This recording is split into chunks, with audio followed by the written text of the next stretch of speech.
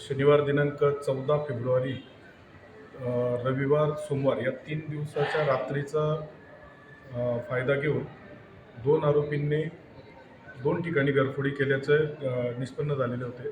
त्या अनुषंगाने Azad Nagar police station येथे घरफोडीचे गुन्हे दाखल होते. अज्ञात आरोपींची गोपनीय माहिती मिळून त्यांचा शोध घेण्यासाठी माननीय पोलीस अधीक्षक श्रीकांत धिवरे यांनी आदेशित केलेले होते. त्याप्रमाणे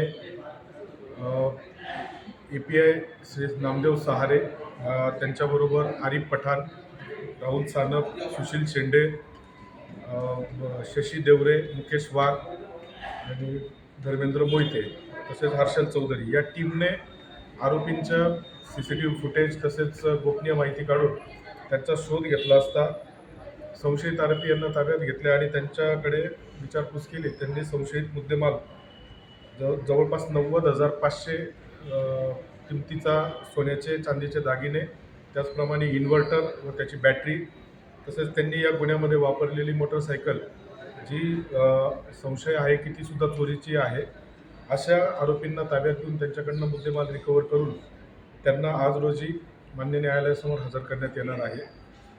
त्याचप्रमाणे आम्ही याद्वारे सर्वांना आवाहन करेल की आपापल्या घराच्या सुरक्षेच्या दृष्टिकोनातून पोर्चमधील लाईट सुरू ठेवणे, त्याचप्रमाणे परिसरामध्ये CCTV लावण्याचा प्रयत्न करणे, या सर्व गोष्टींची काळजी घ्यावी. धन्यवाद.